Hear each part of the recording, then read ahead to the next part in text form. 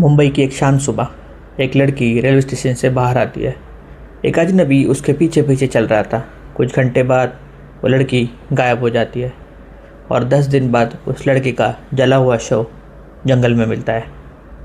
यह कोई फिल्म नहीं, यह है 2014 का मुंबई का एस्तर अनोया मर्डर केस।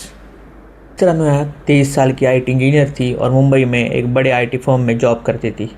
वो एक क्रिश्चियन परिवार से आने वाली मेहनती और समझदार लड़की थी। 31 दिसंबर की छुट्टी के बाद 4 जनवरी 2014 को एस्तर मुंबई के लोकमान्य तिलक टर्मिनस पहुंचती है।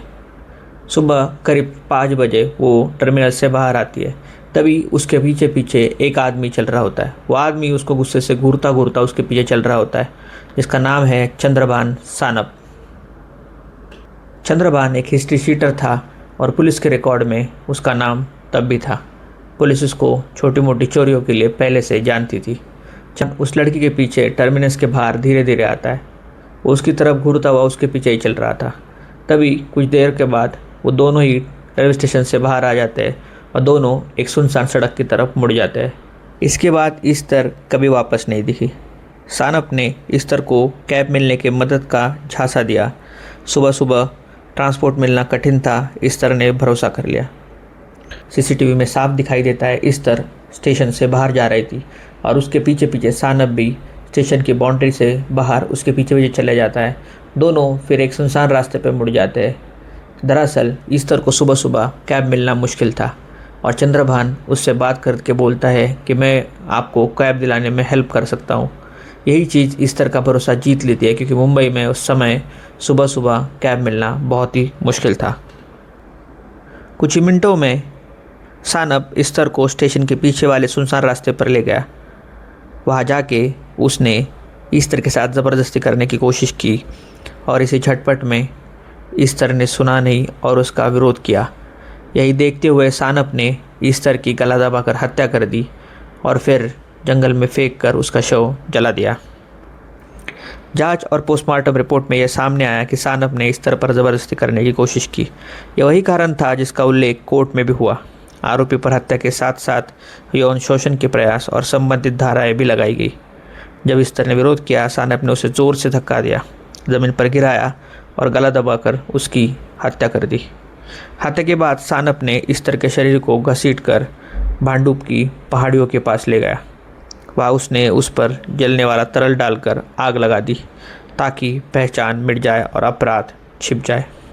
सुबह सुबह एस्तर घर नहीं पहुंची। परिवार परेशान हो गया। फ़ोन बंद, कोई संपर्क नहीं। 5 जनवरी को पुलिस में मिसिंग कंप्लेंट दर्ज हुई। एस्तर के फादर साउथ इंडिया से मुंबई ट्रैवल करते हैं और 5 जनवरी को पुलिस में मिसिंग कंप्लेंट दर्ज करते हैं। Mumbai crime branch, railway police और साइबर सेल सभी टीम लगी, लेकिन 10 दिनों तक एस्तर का कोई सुराग नहीं लगा। 16 जनवरी 2014 को भांडुप की पहाड़ियों के पास लोगों ने एक जला हुआ शव देखा। DNA टेस्ट में पुष्टि हुई कि ये एस्तर ही थी। पूरे मुंबई में गुस्सा और डर फैल गया। CCTV फुटेज दोबारा देखी गई और हर वीडियो में सानप दिखाई दे रहा था।